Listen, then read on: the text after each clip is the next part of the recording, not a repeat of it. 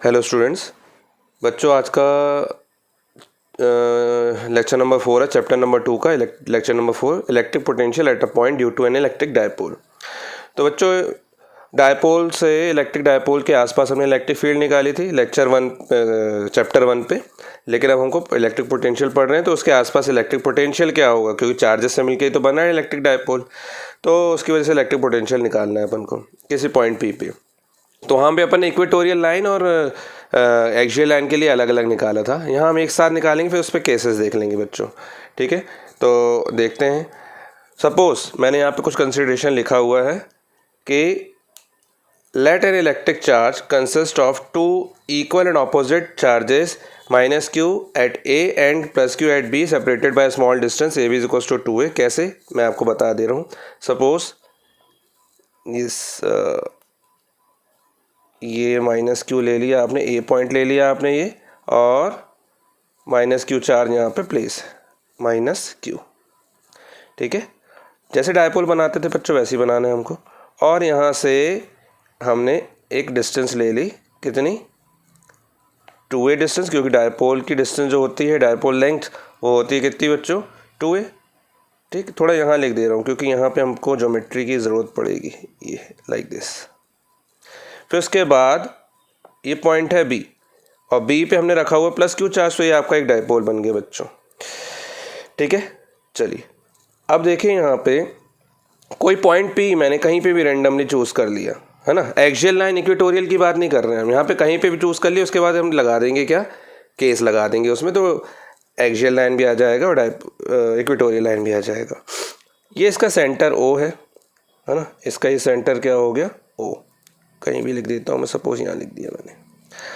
अब मैं किसी पॉइंट पी पे, सपोज यहाँ मैंने कहीं पे भी ले लिया, जानते हैं आप कि एक इलेक्ट्रिक चार्ज की वजह से, एक इलेक्ट्रिक डायपोल की वजह से, जैसे कि अगर ये डायपोल है माइनस क्यू प्लस क्यू, ठीक है, तो इससे इलेक्ट्रिक फील्ड निकल रही होती हैं और ऐसे जा रही होती हैं बच्चों, ऐसे। ठीक है, ऐसे ऐसे जा रही होती हैं। तो इलेक्ट्रिक फील्ड की तो डायरेक्शन होती थी, स्केलर क्वांटिटी है पोटेंशियल, उसमें हम कोई डायरेक्शन चूज़ नहीं करेंगे। ठीक है, तो ऐसे करके ये बन रहा होता था, अगर आपको याद दिला दूँ तो। ठीक, ऐसे ये बाहर की ओर जा रही है यहाँ से, है ना। तो पोटेंशियल, तो मैं यहाँ किसी एक पॉइंट पे पी पे इलेक्ट्रिक पोटेंशियल निकालनी है, तो फील्ड थी। अब कोई पोटेंशियल, ये डायपोल की वजह से आसपास मैंने एक पॉइंट पी चूज़ कर लिया सपोज, है ना ये। और यहाँ पे मुझे क्या फाइंड आउट करना है, electric potential due to dipole, due to dipole. तो डायपोल के लिए हमको अभी तो हम इक्वेटोरियल या एक्सियल लाइन पे बाद में केस लगाएंगे, पहले हमको तो एक फॉर्मूला पता है इसका, potential at any point due to point charge. तो पॉइंट चार्ज तो ये है, इसकी वजह से इस पे और इसकी वजह से इस पे लगाएंगे। तो एक और हमने पढ़ा था लास्ट वीडियो में, क्या हमने लास्ट वीडियो में पढ़ा था बच्चों कि सुपरपोजिशन प्रिंसिपल, है ना, मतलब कि किसी एक पॉइंट पे हमको इलेक्ट्रिक पोटेंशियल अगर चार्जेस की वजह से निकालना है तो वो सारा का सारा सम हो जाता था उस पॉइंट पे, है ना, सारे पोटेंशियल का। तो देखिए मैं यहाँ से एक डिस्टेंस मेजर कर दे रहा हूँ, क्योंकि डिस्टेंस भी ज़रूरत पड़ेगी। तो ये मैंने सपोज इसको जोड़ दिया ऐसे करके, ये यहाँ से भी जोड़ दिया, यहाँ से भी जोड़ दिया, ठीक है, ये भी जोड़ दिया। लेकिन बच्चों ये तो मैं यहाँ से निकालूंगा, यहाँ से आ जाएगा ऑब्वियसली, इसकी वजह से V1 ले लिया, इसकी वजह से V2 ले लिया, तो दोनों का सम हो गया, वो कोई बात नहीं है ना। लेकिन मुझे तो डायपोल की वजह से इलेक्ट्रिक पोटेंशियल चाहिए ना इस पॉइंट पे, पूरे डायपोल की वजह से। तो डायपोल की वजह से निकालना है तो बच्चों डायपोल की वजह से तो सेंटर से डिस्टेंस लेनी पड़ती है। मैं आपको बोलूँगा कोई सोर्स चार्ज है ना, ये सोर्स चार्ज, उस सोर्स चार्ज की वजह से इस पॉइंट पे निकालो, तो आप उसके सेंटर से ही डिस्टेंस लेते हो ना। तो यहाँ पे भी डायपोल की वजह से किसी पॉइंट पे निकालना है, तो डायपोल में इस कोने की वजह, कॉर्नर से थोड़ा निकालेंगे, हमको सिर्फ सेंटर से निकालना, सेंटर से डिस्टेंस लेनी पड़ेगी। तो बच्चों सेंटर से भी डिस्टेंस ले लेंगे हम, और ये सेंटर से ही डिस्टेंस मायने रखेगी, यानी कि सेंटर से ही जो डिस्टेंस है उसी को बच्चों आप क्या बोल रहे हो, आर डिस्टेंस। क्या बोल रहे हो, आर। ठीक, और ये वाली जो डिस्टेंसेस है, इस ए से लेके पी पॉइंट है आपका, ए से पी तक को अपन ने बोल दिया R1, और बी से पी तक को बोल दिया अपन ने R2। ठीक है, तो ये हो गया।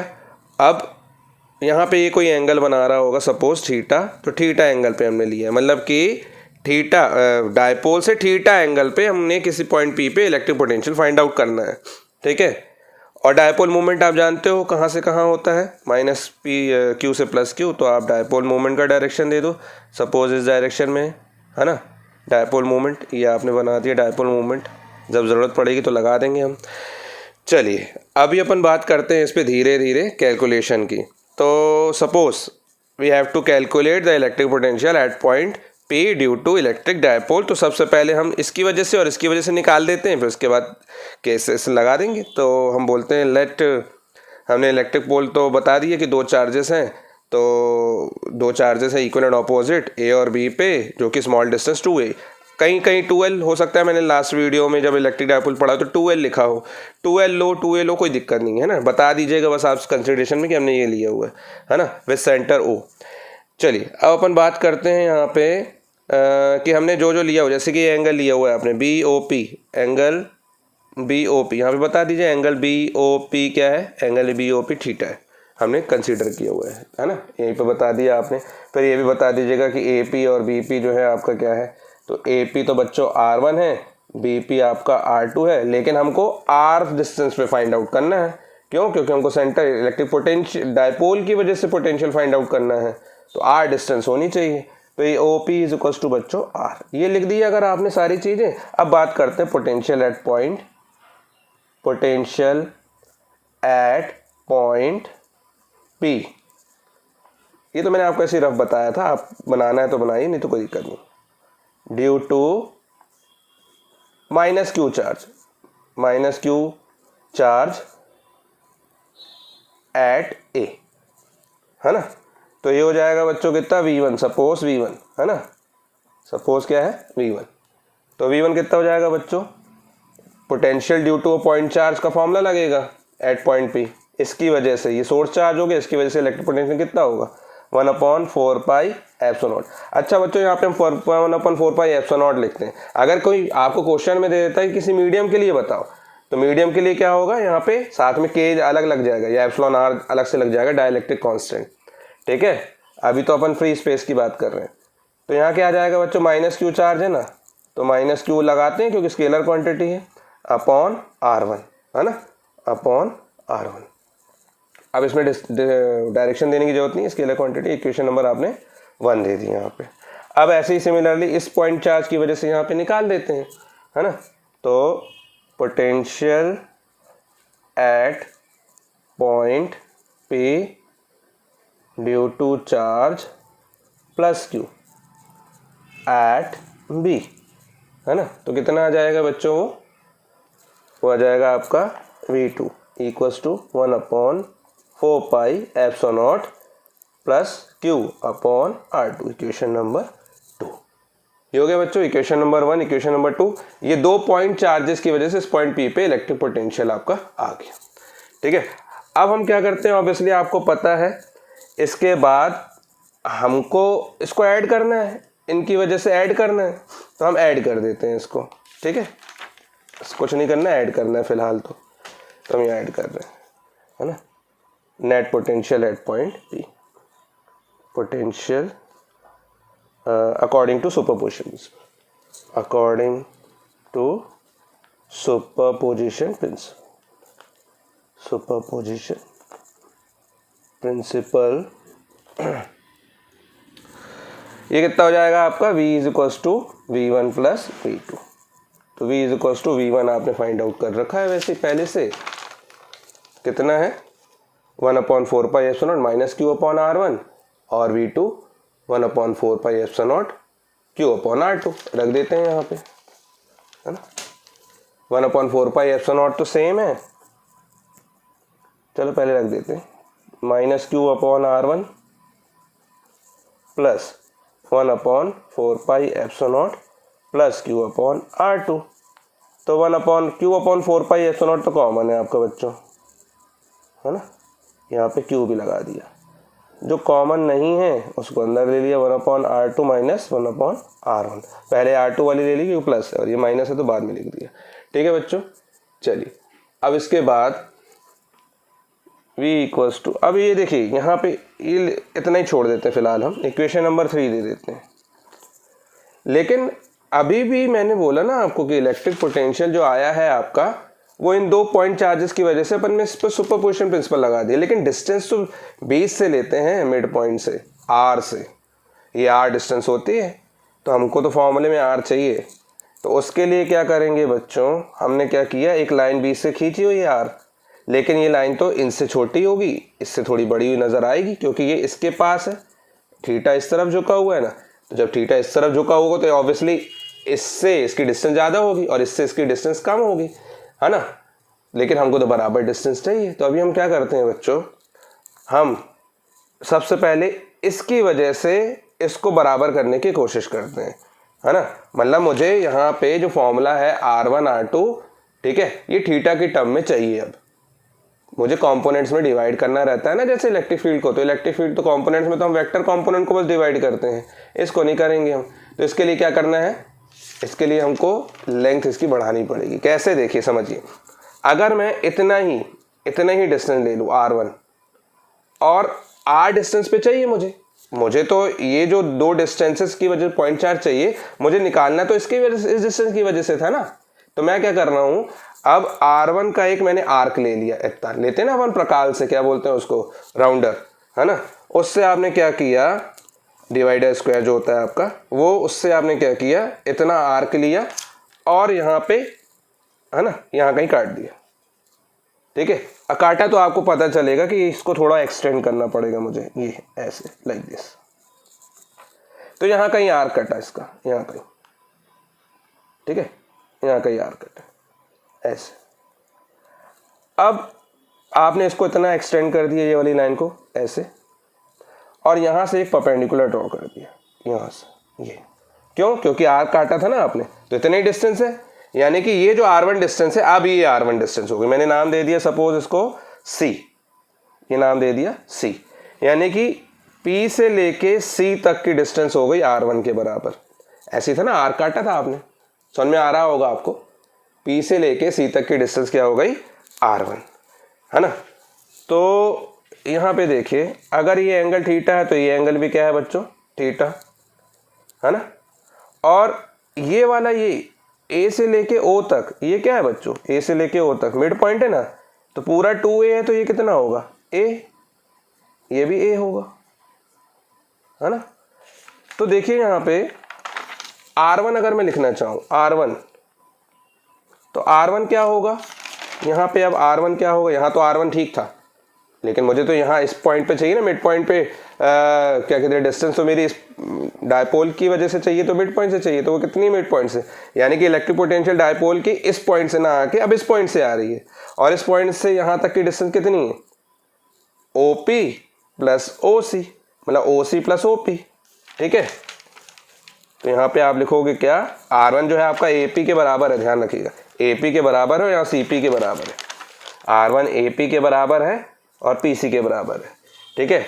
तो ये क्या हो गया, R1 इज इक्वल्स टू आपका बच्चों, देखिए R1 equals to OP plus OC, है ना, OP प्लस OC, क्लियर है, OP प्लस OC। अब OP तो आपको पता है इसमें क्या है, O से लेके P, R डिस्टेंस है, ये आपने R ली हुई है, ये R डिस्टेंस है ना, यहाँ लिख दे रहा हूँ मैं, ये R, ठीक है।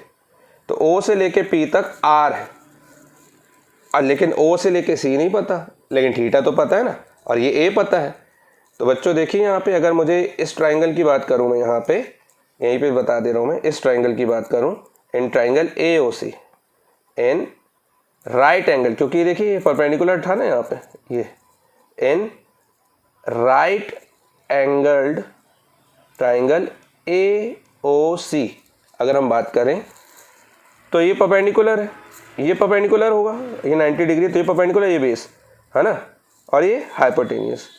तो अगर इस पे मैं इसको, तो इसका तो कुछ पता नहीं है, इसका पता है, ये बेस है ना, ये थीटा, बेस अपॉन हाइपोटेनियस लगा दूंगा, मुझे हाइपोटेनियस चाहिए, यानी कि बेस कितना है आपका, सॉरी बेस ये है और ये हाइपोटेनियस है, तो ये क्या हो जाएगा, OC upon AO, OC upon AO equals to क्या हो जाएगा, कॉस थीटा, यानी कि OC equals to AO cos theta, और AO क्या है, A, तो A कॉस थीटा हो जाएगा बच्चों।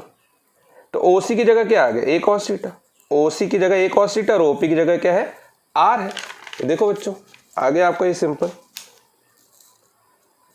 ओ सी आपका यहाँ पे क्या है, ए कॉस थीटा, और ओ पी क्या है, आर है, यहाँ लिख दे रहा हूँ क्योंकि पीछे पेज पलटाना पड़ता है। तो आर वन क्या हो जाएगा, R plus A cos theta, ये आर वन हो गया बच्चों। सिमिलरली आर टू निकालना है अपन को, सिमिलरली, है ना। अब यहाँ पे आर टू देखिए, अब आर टू तो देखिए आर टू छोटा पड़ रहा है यहाँ पे, आर टू अगर इस आर की कंपैरिजन में करूँगा तो छोटा पड़ रहा है, यानी कि मुझे इलेक्ट्रिक पोटेंशियल, ठीक है, इलेक्ट्रिक पोटेंशियल जैसे यहाँ पे ये बड़ा पड़ रहा था, ये बड़ा था और ये छोटा था, तो मुझे इसको बड़ा करने के लिए यहाँ तक खींचना पड़ा। अब इसकी वजह से, मतलब कि मैं चार्ज की वजह से बोलता हूँ यहाँ पे पोटेंशियल पी है, तो मुझे डिस्टेंस यहाँ से लेनी थी। तो अगर मान लीजिए मैं डिस्टेंस यहाँ से लेता तो मुझे यहाँ से लेनी पड़ती, इस, है ना, डिस्टेंस सेंटर से यहाँ से लेनी पड़ती। अब यहाँ से मुझे क्या करना पड़ेगा, एक परपेंडिकुलर ड्रॉ करना पड़ेगा इस साइड, क्योंकि ये छोटा है। तो मैं इतना आर्क काटूंगा ऐसे, तो ये बीच में कहीं आएगा, इतनी ही लेंथ का आर टू लेंथ का आर्क यहाँ काटूंगा, है ना, तो यहाँ कहीं आएगा, ये ऐसे परपेंडिकुलर ड्रॉ करूंगा तो ये परपेंडिकुलर हो गया, नाम दे दिए सपोज डी, है ना। तो अब देखिए ये आर टू था ना, अब ये O D, P D, sorry P D किसके बराबर हो गया, आर टू के बराबर हो गया, पी से लेके डी तक, जबकि पी से लेके ओ तक अभी भी आर है ना। तो जैसे अब हमें ये नहीं पता, पहले ये नहीं पता था, अब ये नहीं पता, तो इसके लिए फिर से अपन क्या करेंगे, इसके लिए फिर से अपन क्या कर देंगे, ओडी, ओडी लगाना है। तो ओडी क्या हो जाएगा बच्चों, यहाँ पे ओ से लेके डी हो जाएगा आपका, फिर बेस अपॉन हाइपोटेन्यूज, तो बेस क्या हो जाएगा यहाँ पे, OD upon O B is equal to cos, यानी कि OD is equal to O B cos theta, और ओ बी क्या है आपका ए, ओ बी क्या है ए, तो ये भी क्या है ए कॉस थीटा। लेकिन इसकी अब की बार क्या आएगा, मुझे क्या चाहिए था R2, तो R2 कितना होगा, R2 यहाँ पे इतने के बराबर है, इतने के PD के बराबर है ना। R2 यहाँ पे देखिए, R2 आपने बोला, R2 जो था वो BP के बराबर था, BP के, है ना, और यहाँ पे किसके बराबर है, DP के, यानी कि BP और DP के बराबर है, BP के या फिर R काटने के बाद DP के। तो मुझे तो चाहिए था R, है ना, तो ये जो DP चाहिए अगर मुझे, ये DP, तो ये कैसे आएगा, OP माइनस OD, OP में से OD माइनस कर दूंगा तो PD आ जाएगा, हाँ PD आ जाएगा, DP PD एक ही बात है ना। तो OP माइनस OD कर दिया मैंने, क्या कर दिया बच्चों, OP माइनस OD, और OP क्या है यहाँ पे, OP तो R है, OP R है, और OD अभी आपने निकाला, OP आपने ये आया, और OD अभी आपने निकाला a cos थीटा, OD क्या आया a cos थीटा, तो ये हो जाएगा आपका R minus a cos theta, तो ये R2 आ गया। तो बच्चों देखिए यहाँ पे R1 आया था आपका R plus a cos theta, और R2 आया R minus a cos theta. R के टर्म में आपका आंसर आ गया है, डेरिवेशन आ गया, तो यहाँ 3 पे पुटअप कर दीजिए, है ना, putting these values in equation 3। बच्चों आपको समझ में आया ये ऐसा क्यों किया हमने, ऐसा इसलिए किया क्योंकि हमको पोटेंशियल ड्यू टू डायपोल चाहिए, है ना। पॉइंट चार्ज की वजह से तो हम निकाल रहे हैं, यहाँ पे सिंपल एडिशन हो जाएगा, लेकिन डायपोल में हम डिस्टेंस तो डायपोल की सेंटर से लेंगे, तो सेंटर से डिस्टेंस लेते, इसको कंपेयर करते तो ये छोटा पड़ जा रही थी ये लेंथ, तो हमने पीछे की ओर बढ़ाया इसके बराबर आर काट के, ये बड़ी पड़ जा, है ना, ये लेंथ इसके साथ बड़ी हो रही थी, इससे बड़ी हो रही थी ना ये लेंथ, तो क्या किया आपने, इसको छोटा करने के लिए इसके बराबर यहाँ आर्क काटा, ठीक है, ये नहीं पता था cos थीटा लगा दिया आपने, ठीक है। तो इस टर्म में आपका आंसर आया है, फिर डेरिवेशन से आप देख पा रहे हैं यहाँ पे। अब हम क्या करेंगे इस पे, अब हम v equals to Q upon 4 pi epsilon naught 1 upon R2 minus 1 upon R1 करना है ना। तो 1 अपॉन R2 मतलब कि this R minus a cos theta, और माइनस 1 अपॉन R1 यानी कि 1 upon R plus a cos theta, ठीक है।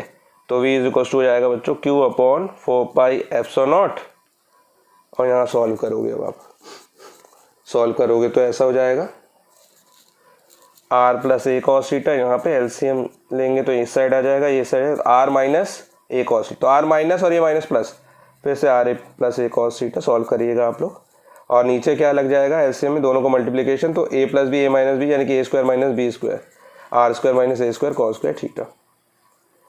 ठीक है, तो ये बच्चों आ जाएगा आपका फॉर्मूले में,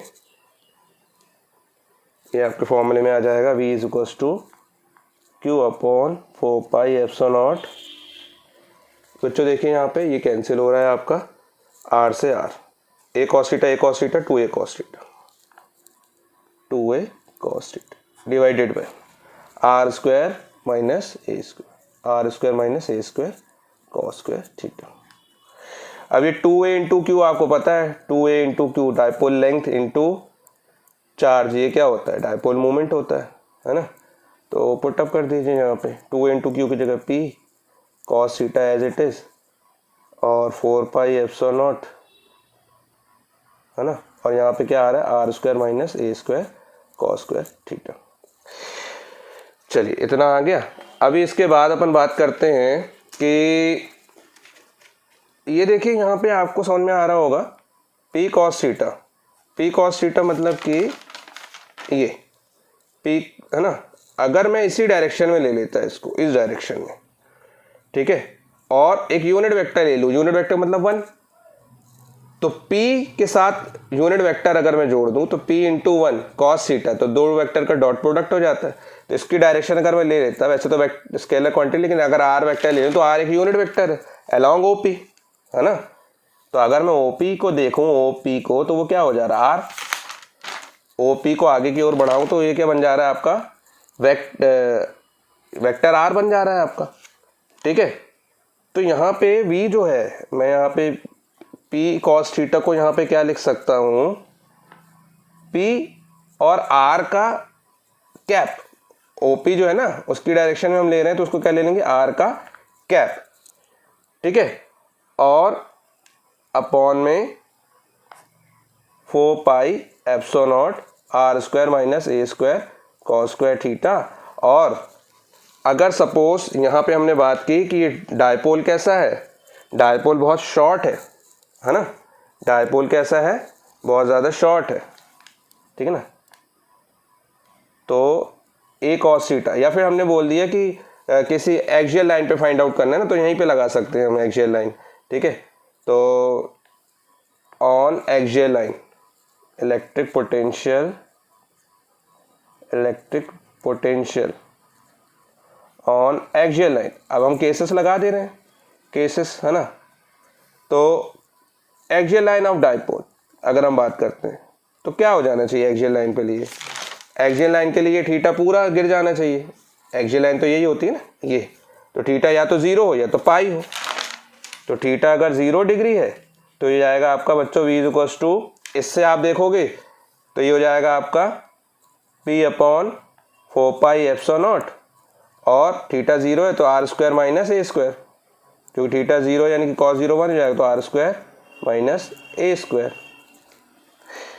ठीक है, R square minus A square है ना। और उस पर भी अगर मान लीजिए आर बहुत ज़्यादा ग्रेटर देन ए है तो ये हो जाएगा आपका v is equals to P upon 4 pi epsilon naught R square. तो ये शॉर्ट डायपोल के लिए हो गया, आर बहुत ज़्यादा ग्रेटर देन ए है ना, मतलब कि ये जो डिस्टेंस है आर ये ए से बहुत ज़्यादा है, इसके डायपोल के साइज से बहुत ज़्यादा है, तो मतलब बहुत दूर पे अपन फाइंड आउट कर रहे हैं इलेक्ट्रिक पोटेंशियल। तो शॉर्ट डायपोल हो गया, उस पॉइंट के सामने शॉर्ट डायपोल हो गया, तो ये हो जाएगा फॉर्मूला है ना, न्यूमेरिकल में सॉल्व करते वक्त हम लगाते हैं। और थीटा अगर मान लीजिए पाई है यानी कि 180 डिग्री, तो v is equal to simple minus p upon 4 pi epsilon naught R square minus A square हो जाता है आपका। ठीक है, और उसमें भी अगर मान लीजिए r बहुत ज़्यादा ग्रेटर देन a है तो v हो जाएगा आपका minus p upon 4 pi epsilon naught R square. ठीक है, p upon 4 pi epsilon naught R square minus sign के साथ।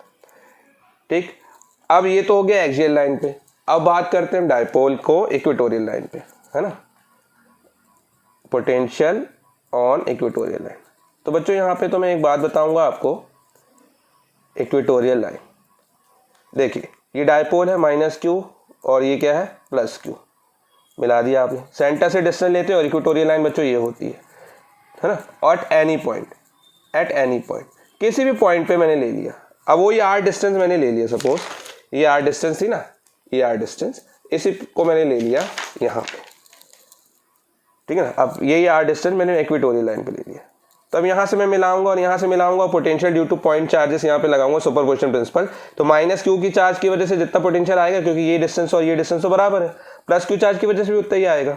अब डिस्टेंसेज भी बराबर हो गए तो पोटेंशियल क्या हो जाएगा, ये माइनस क्यू, ये प्लस क्यू ऐड होने के बाद जीरो हो जाएगा। तो पोटेंशियल तो बच्चों जीरो हो जाता है यहाँ पे, इक्वेटोरियल लाइन के किसी भी पॉइंट पे पोटेंशियल जीरो होता है। नहीं है तो इससे समझ लीजिए, यहाँ पे अगर मान लीजिए मैं थीटा की वैल्यू क्या रखूँ 90, क्योंकि थीटा तो 90 हो जाएगा। अब आपने ये देखी ना, ये थीटा 90 कर दिया ना, इक्वेटोरियल लाइन के लिए क्या करना पड़ेगा आपको, ये थीटा 90 डिग्री करना पड़ेगा, P से 90, इस P से 90 करना पड़ेगा, डायपोल मूवमेंट से 90 डिग्री करना पड़ेगा वो पॉइंट P। ये जो R वेक्टर है आपका बच्चों, ये R वेक्टर है ना, और ये P वेक्टर, इन्हीं के बीच का एंगल तो है थीटा। तो ये P से R कैसा हो गया, ये 90 डिग्री। तो उस कंडीशन में बच्चों क्या हो जाएगा, थीटा 90 डिग्री करोगे तो ये पूरी टर्म हो जाएगी आपकी जीरो, V = 0, ये वाली टर्म पूरी जीरो है ना। और ये वाला भी देखोगे तो आप यहाँ पे P.R है, तो उसको आप पहले ऐसे करके लिखोगे, फिर उसके बाद जीरो कर दोगे, तो V ये क्या होता है आपका जीरो होता है। Electric potential eight any point equatorial line zero, ठीक है। और यहां से आपको एक चीज और समझ में आ रही होगी क्लियरली, फ्रॉम इक्वेशन नंबर, ये कर दीजिए आप क्या,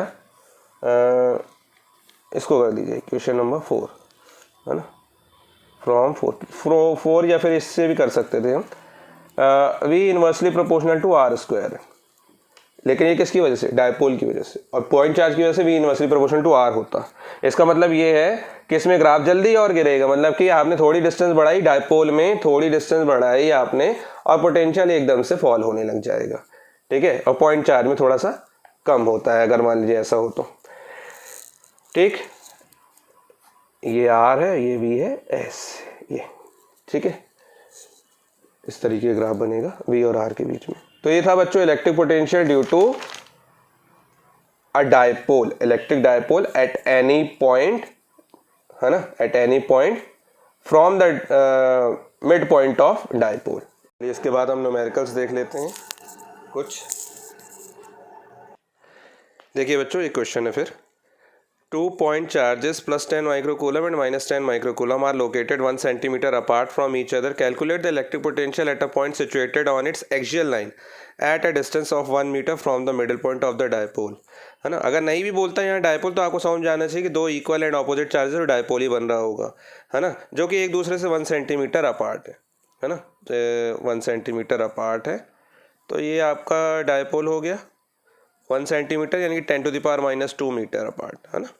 आपको जो गिवन है वो लिख दिया कीजिए, क्या गिवन है, R गिवन है 1 सेंटीमीटर यानी कि 10⁻² मीटर, और ये क्या है -10 माइक्रोकूलम और ये +10 माइक्रोकूलम। तो Q भी आपको गिवन है, ठीक है, ±10 × 10⁻⁻6 कूलम, क्योंकि 10 माइक्रोकूलम है, कूलम में चेंज करना पड़ेगा हमें। चलिए बहुत बढ़िया। अब हमको एक एक्सियल लाइन पे बोल रहा है, यहाँ पे एक्सियल लाइन पे कितने डिस्टेंस पे, 1 मीटर डिस्टेंस पे, कहाँ से, मिड पॉइंट से। मिड पॉइंट से यहाँ से O से, है ना, ये A हो गया, ये B हो गया, O से आपको क्या 1 मीटर की डिस्टेंस, 1 मीटर सोचिए, 1 मीटर तो बहुत ज़्यादा हो गया इस डायपोल लेंथ के हिसाब से। तो 1 मीटर डिस्टेंस यानी कि यहाँ पे एक्सियल लाइन पे हमको क्या फाइंड आउट करना है, इलेक्ट्रिक पोटेंशियल फाइंड आउट करना है। तो इसकी वजह से पोटेंशियल और इसकी वजह से पोटेंशियल निकाल दोगे, दोनों को ऐड कर दोगे तो पता चल जाएगा, सुपरपोजिशन लगा दोगे तो, है ना। नहीं तो डायपोल फॉर्मूला हमने डायरेक्ट लगाया हुआ है। अब लेकिन डायपोल के 2 फॉर्मूले हैं हमारे ड्यू टू एक्सियल लाइन। अगर हम देखें तो एक तो ये है आपका V = P/4πε0r² - a², और एक बच्चों फॉर्मूला है क्या, V = P/4πε0r², ठीक है। एक्सियल लाइन में कुछ भी ले सकते हो आप, माइनस प्लस, अभी कुछ भी ले लो, आपने इस साइड लिया हुआ है तो ऑब्वियसली थीटा 0 डिग्री है, तो ये, तो अब ये लगाएं कि ये अब डिपेंड करता है यहाँ पे जो आपके पास डेटा गिवन है, डेटा गिवन है, देखिए R दिया है 10⁻² मीटर, सॉरी R नहीं, ये तो आपको 2A दिया है, सॉरी है ना। डायपोल जो डिस्टेंस है, डायपोल की लेंथ वो 10⁻⁻² मीटर है, जबकि आर आपको दिया हुआ है 1 मीटर। सोचिए 2a 10⁻² मीटर है और आर जो है 1 मीटर, यानी कि 2a यहाँ से बहुत छोटा है, किससे, आर से। R observation point where we have to calculate the electric potential due to dipole, है ना। तो जब ये ऐसा होगा मतलब ये क्या है, यहाँ पे शॉर्ट डायपोल है। और शॉर्ट डायपोल का फॉर्मूला था क्या आपका, ये आर बहुत ज़्यादा ग्रेटर देन ए हो या 2a हो तो क्या होता है फिर उस कंडीशन में, P/4πε0r² फॉर्मूला लगता है। तो v हो जाएगा यहाँ पे आपका P/4πε0r²।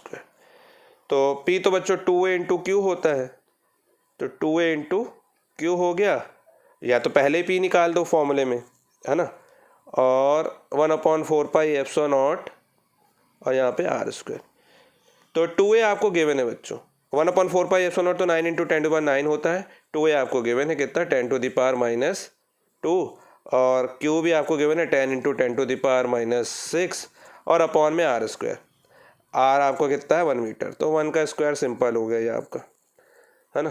तो 9 बस 9 है यहाँ पे, तो 9 10⁻9 -6 -8 10⁻6 -8 कितना हो गया, सॉरी -6 -2 -8 9 - 8 1 और 8 10 और, यानी कि 9 × 100 हो गया। तो वी आया बच्चों आपका 900 वोल्ट, है ना, 900 वोल्ट किसी एक्सियल लाइन पे, ठीक है। तो देखिए बच्चों यहाँ पे आप ऐसे भी निकाल सकते थे।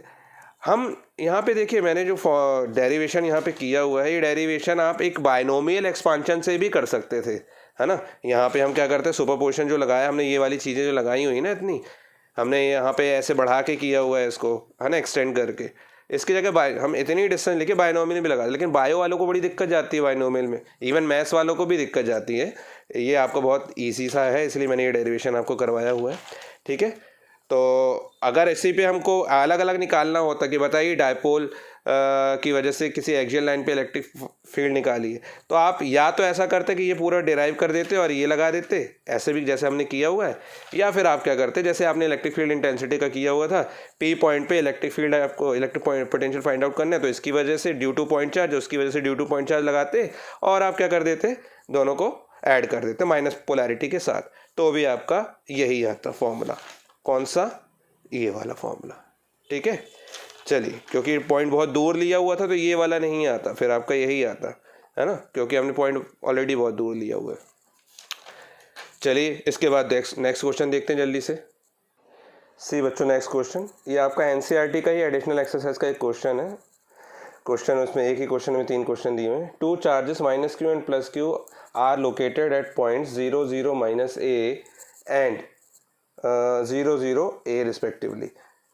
ये दिया हुआ है हमें इन्फॉर्मेशन। तो what is the electrostatic potential at point 0 0 z and xy 0, ये निकालना पहला क्वेश्चन। दूसरा है obtain the dependence of potential on the distance r of the point from the origin when r upon a is much greater than 1।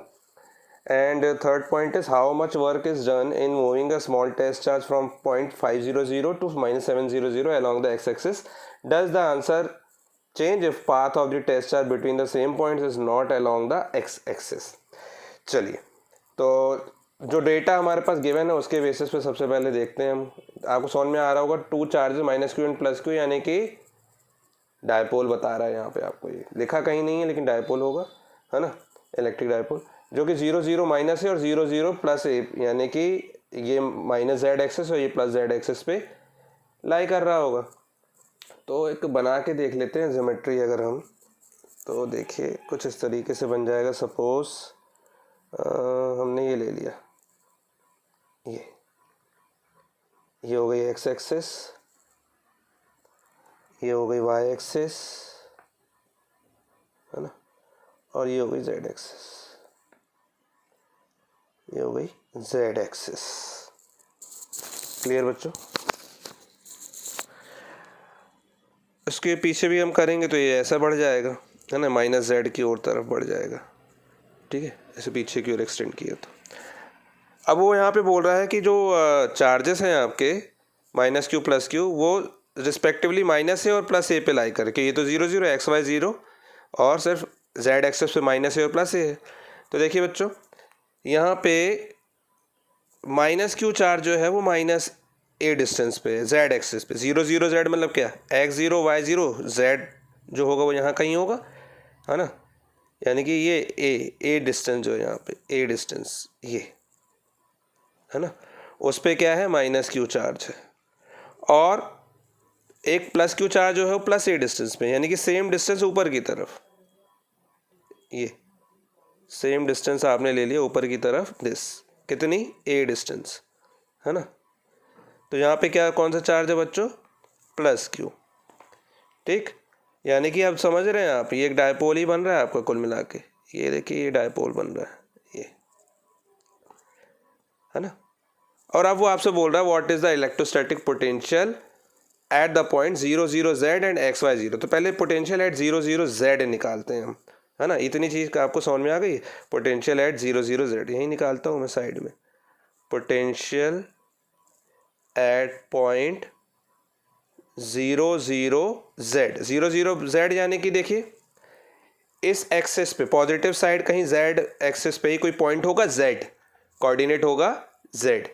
तो obviously बीच में तो होगा नहीं माइनस क्यू और प्लस क्यू चार्ज के, ठीक है, क्योंकि डायपोल बन रहा है आपका, तो कहीं और होगा। तो मैंने बोल दिया सपोज ये पॉइंट है, ये पॉइंट कौन सा है, Z, where we have to calculate the potential, electric potential. तो बच्चों पोटेंशियल हम इस चार्ज की वजह से ड्यू टू पॉइंट चार्ज, इस चार्ज की वजह से ड्यू टू पॉइंट चार्ज हम निकाल लेते हैं।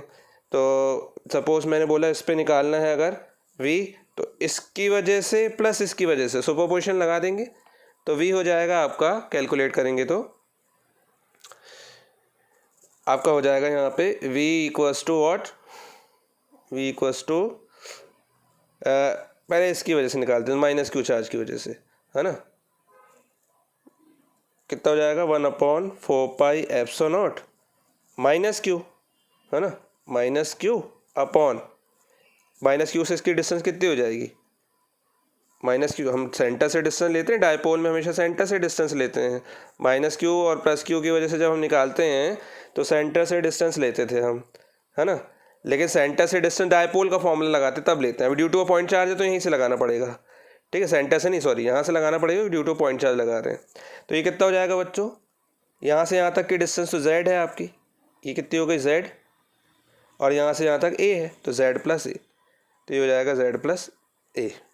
क्लियर, ये किसकी वजह से आया, माइनस क्यू की वजह से आया, ठीक है। और प्लस कर देते हैं इसी में इसका, क्योंकि पोटेंशियल तो at any point according to superposition add हो जाता है, तो ऐड कर देंगे इसकी वजह से, है ना। तो इसकी वजह से डिस्टेंस कितना हो जाएगा बच्चों, पहले तो ये लिख दिया आपने 1/4πε0 प्लस क्यू अपॉन इसके बीच की डिस्टेंस कितनी हो जाएगी, ये डिस्टेंस है ये, और ये डिस्टेंस जेड है, तो जेड माइनस ए कर दोगे तो ये आ जाएगा बच्चों, जेड माइनस ए।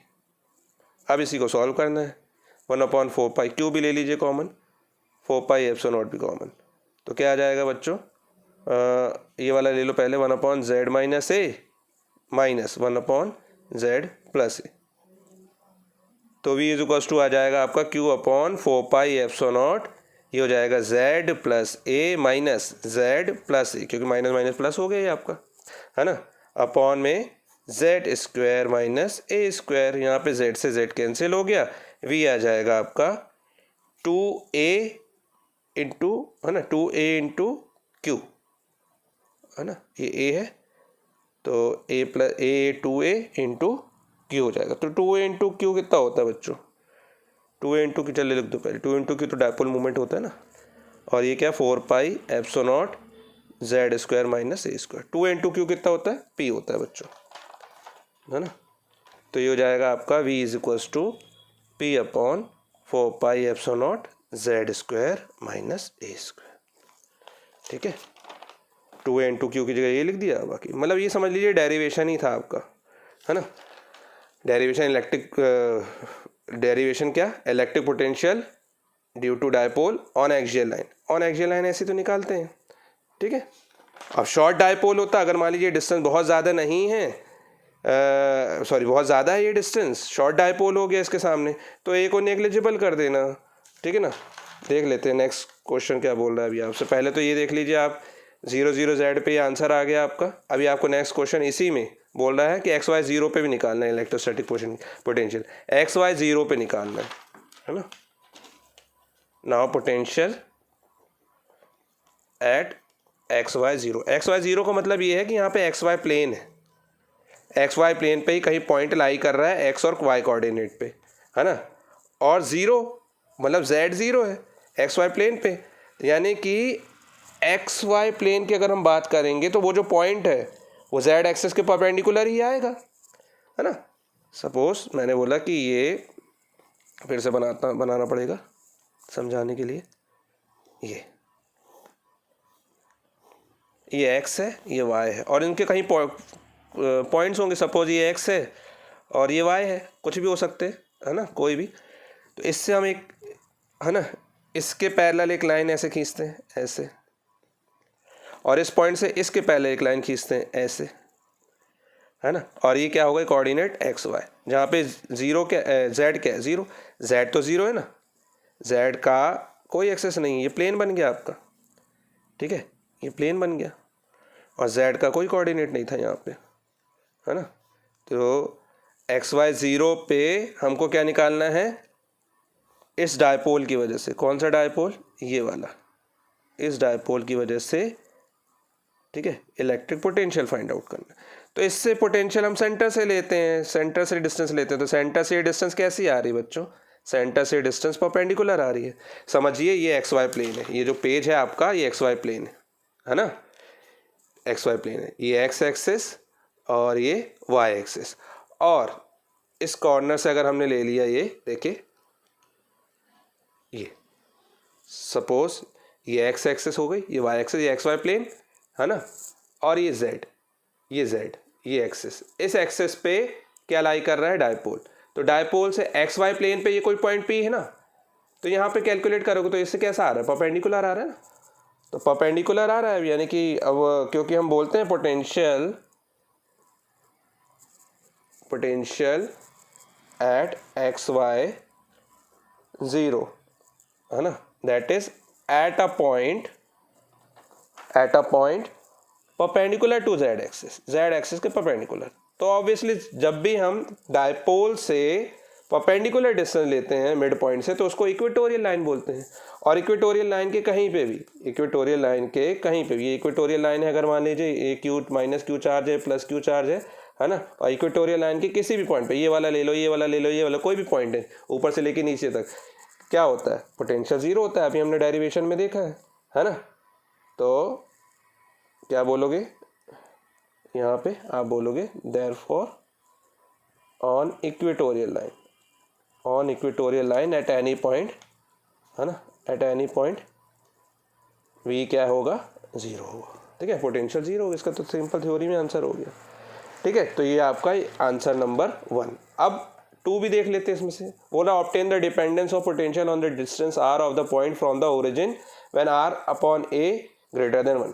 तो ये ओरिजिन से अपन क्या देखते हैं, आर का डिस्टेंस का डिपेंडेंस देखते हैं। तो आप जानते हैं कि जो हमने पहले प्रूफ करके रखा हुआ है, सेकंड क्वेश्चन में अपने पहले प्रूफ करके रखा हुआ है कि सिंस v आपका कितना था, p cos थीटा, डेरिवेशन में देखा था ना अभी अपन ने, 4 pi epsilon not r square minus a square cos square theta, ये देखा था अपन ने, है ना। ये तभी का है जब हम शॉर्ट डायपोल नहीं होता, कुछ किसी एंगल में डायपोल होगा, है ना। और उसमें आपको बोल दिया कि r greater than, according to question बोल रहा है r upon a greater than 1। इसका मतलब क्या है, इसका मतलब ये है कि r much less greater than a हो गया, यानी कि point of observation we have to calculate the electric potential is much greater than the dipole length, है ना। ए से डायपोल उस पॉइंट से बहुत ज़्यादा ग्रेटर है, तो शॉर्ट डायपोल हो गया उस पॉइंट के सामने। तो शॉर्ट डायपोल का भी तो फॉर्मूला हमने फाइंड आउट कर दिया था, यानी कि ए को नेग्लिजिबल कर दो यहाँ पे, है ना। तो ये हो जाता था आपका क्या, पी कॉस थीटा, ए अगर छोटा है तो ए कॉस थीटा भी छोटा हो जाता है ना, फिर आर जो है आपका वो ए कॉस थीटा से भी ग्रेटर देन हो जाएगा, कॉस थीटा तो और छोटा कर देगा फिर उसको, है ना। तो आर अगर ग्रेटर देन ए तो R greater than A cos theta भी होगा, तो A P cos theta upon A क्या हो जाएगा, 4 pi epsilon naught R square. इससे क्या समझ में आ रहा है कि v is inversely proportional to R square, क्योंकि थीटा तो चलो फिक्स है ना, और मैंने डेरिवेशन में आपको बताया था, ये देखिए अभी अपन ने डेरिवेशन किया। डेरिवेशन में एक चीज़ और ध्यान रखिएगा, थीटा हम फिक्स रखते हैं। अब थीटा को क्या रखा आपने, ये फिक्स, ऐसे ये एंगल है ना ये फिक्स, ठीक है, ये डायपोल था और ये। अब आप इसको रोटेट भी करते जाओगे ना तो पोटेंशियल उस डिस्टेंस पे उतना ही मिलेगा जितना हमने फॉर्मूले में निकाला है ना, बस थीटा फिक्स होना चाहिए, ठीक, जो हमने निकाला है फॉर्मूले को। चलिए, तो यहाँ पे देखिए v is inversely proportional to R square, बाकी सारी चीज़ें कांस्टेंट है। इसका मतलब क्या है, इसका मतलब ये है कि potential is inversely proportional to square of the distance. यही आपसे पूछा था डिपेंडेंस, हाँ डिपेंडेंस है। आप अगर थोड़ी सी डिस्टेंस बढ़ा दोगे तो पोटेंशियल एकदम से गिरने लग जाएगा, ठीक है। तो ये सेकंड नंबर क्वेश्चन का आंसर हो गया। अभी थर्ड नंबर क्वेश्चन आपको दिया हुआ है, how much work is done in moving a small test charge from the point 500 to -700 along the X axis, है ना। फिर does the answer change path of test charge between the same point is not along the X axis. इसको भी कर लेंगे। पहले अभी देखते हैं, how much work is done in moving a small test charge from this point to this point, यानी कि 500 टू -700। तो बच्चों 500 से -700 यानी कि एक्स एक्सिस पे ही कहीं लेके आना है हमको। तो पहले 500 पे निकालते हैं अपन लोग पोटेंशियल। थर्ड पॉइंट देख रहे हैं हम,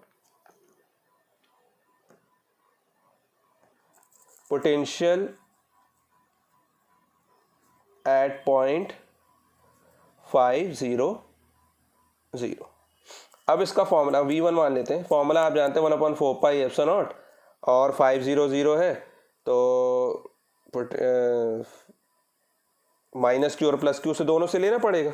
इसी को ले लेते, सपोज ये है ना, इसी को हम ले रहे हैं क्या, इस पॉइंट को, सपोज 500 का मतलब कि y भी 0 एक्स एक्सिस पे होगा, तो यहाँ पे होगा कहीं ये 5, ये सपोज यही है आपका, है ना। यहाँ पे ले रहे हैं 5, तो y भी 0 एक्स भी 0, है ना, 0 और ये 0, ठीक है।